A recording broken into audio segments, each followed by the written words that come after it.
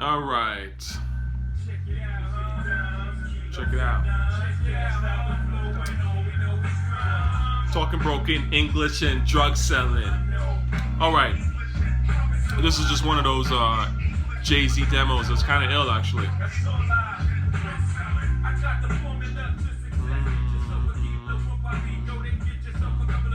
Okay. Let's pause that for a second and talk about this Nas shit, right? I just be throwing random tracks. But Nas winning a Grammy, I don't give a fuck. You know, yes, me making this video shows that I give a fuck on some level, I guess, if, you know, you trolls want to spin the shit. But I think someone, you know, mentioned in the comments or something like that they wanted me to speak on it or something like that. That's okay. Cool. But so very quickly, I don't care what the Grammys say and do not say about hip-hop because they're a pop-based sort of platform, and they always have been. And they continuously ignore great hip-hop, and they always have. They don't care about hip-hop. They're just, like, why would I care what their opinion is on what a great rap album is? You know, like King's Disease was actually the best of the bunch that was nominated because all that other shit was trash as well. And even worse than King's Disease. So I guess King's Disease was the, you know, rightful winner for sure. But at the same time, it's Nas's worst album. It's the worst album he's ever made. Like, it's the worst album he's ever made. Right? Well, the point is it's near the bottom. Again, you know, is it worse than Streets Disciple? Yeah, I think it's worse than Streets Disciple. Is it worse than Untitled? I think it's worse than Untitled. So I do think it's Nas's flat out worst album. But the fact that the Grammy gave the nod to it just shows you just how behind the fucking times they are, man. I don't care about these fucking critics and their awards. Like, when Nas was really dropping that shit, they were sleeping. And frankly, if Nas was listening to people like the Grammys back in the 90s, he would have never had a career. He would have fallen off, and we wouldn't even be talking about Nas right now. That's what I think is so funny. And that's why I implore for you artists out there, you gotta just do you. Fuck these fucking critics. They don't know shit, and a lot of them are political, and they're just dick riding whatever seems to be hot at the moment. You gotta do you. You have to really say, hey, you know what? I've got something to say. I'm an artist. I'm gonna put that out. Let people catch up, because they will catch up eventually and then ride your nuts, right? But if you sort of, you know, make this stuff where you're like trying to appeal to critics off the bat, and you're trying to, like, you know, be liked like a Kendrick Lamar who's dick riding critics, and he makes music like that. To Pimp a Butterfly especially is very like, oh, hey critics, here's something you guys can talk about in the Rolling Stone. I can get Grammys, you know, and appeal to the casuals, right? Yeah, like that shit would kill your career. It seems cool at the time, you know, it seems hot for the casual, but 10 years from now, nobody's going to give a fuck. You know what I mean? I'm telling you, I know for a fact, I wouldn't say I know for a fact, but I'm going to bet that 10 years from now, Kendrick Lamar's discography is going to be looked at like complete garbage. Just the way that Eminem's discography, people look at it kind of like a little sideways now. Like, really? Yeah. You can't pay for fucking, you know, legacy, man. You can try it, but it's not going to work. What matters is, like, you know, is actual replay value, not, you know, which critic can be on your dick and all that kind of shit. So overall, I don't really give a fuck. Moving on. Ghostface and Raekwon. I haven't talked about this because honestly, it's kind of a non-battle to me, really. It's a cool celebration, I guess. I'll watch it for sure because I love both of those artists and it's cool to see them together. But I'm kind of disappointed by it. I do think that it would have been nice for them to actually battle someone outside of their camp, because what's the point? Like, it's called Verzuz for a reason. I know the Swizz and Timbaland have been on this like marketing thing where they're like, it's a celebration, and they're trying to get away from it being a competition to a certain degree, and I think that that's like a little disingenuous. It's called Verzuz. I mean, come on. Like, the reason why it became something that people even talk about is because it was a fucking Verzuz. It was competitive.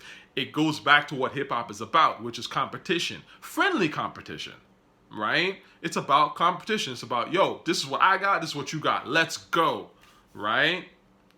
So, Ghost and Raekwon, I mean, they're homies. They're like the same person. They're the same rapper in certain regards, right? Almost, right? And they're both incredible, but it's not really a Verzuz, you know what I'm saying? But I'll watch it. You know, like I said, I love the platform. I like what they do in terms of bringing the artists together. But I just wish it had been like, you know, I don't know, Redman versus Raekwon or some shit. Like, that's like, you know what I mean? Like, that's someone that's a little bit outside the camp, even though Redman obviously is kind of down with the woo and all that. But again, the styles of music are different, and you know, that would have been more of a competitive thing for me, but whatever. So yeah, I think that's kind of the, you know, be all and end all of it. I think to a certain degree that niggas are scared to battle. I get that sense now with Verzuz. I get the sense that people are really afraid of putting that catalog out. They're afraid of that shit. Because, you know, this is the thing, man. Like, the barbershops, like, for people who, you know, live in black communities, have been around black people, like, these conversations that we have, like, I'm sure these artists know. They know where they stand. You know what I mean? And a lot of them don't want that reality check. Because it gets real. You know what I'm saying? Like, that L that Fabulous took was a fucking L, okay? And most people don't want that kind of L.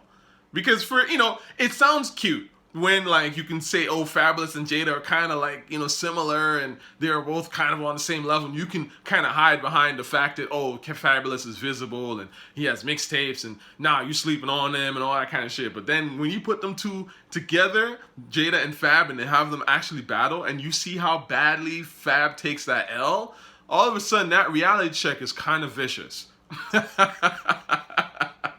And I think, obviously, some of these artists are avoiding that shit. You know, I saw something on Vlad TV that I thought was real interesting, and it was Too Short, and he was basically saying, fuck critics, blah, blah. You don't even talk about critics. You don't listen to them.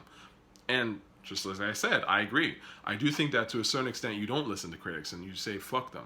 But of course, like all things, there's another side to it, where it's important to listen to good critics. You have to listen to critics that at least understand what you're trying to do and respect what you're trying to do. And that's the difference, okay? Because Too Short was kind of like on some like, well, you know, I just make my music and I don't give a fuck who, you know, what people say about it, blah, blah.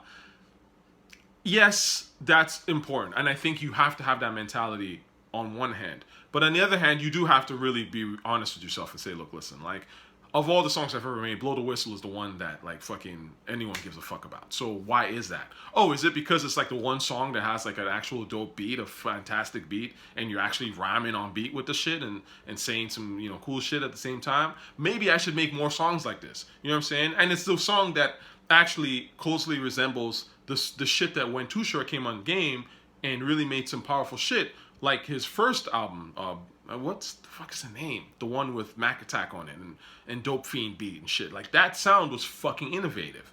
And that's the point. Again, it's like, if you're not an innovator and if you're not doing innovative shit, like, you can't get mad when critics are kind of like, meh. And especially in an era where there's Nas's and Jays and Biggies and stuff, they're going to look at you as being kind of whack. And to be honest with you, Too Short was not really that dope. You know what I'm saying? Like, especially in his era. That doesn't mean that Too Short isn't dope in general or he hasn't had dope music. But again, that's not reality check. And I think sometimes people are afraid of that shit.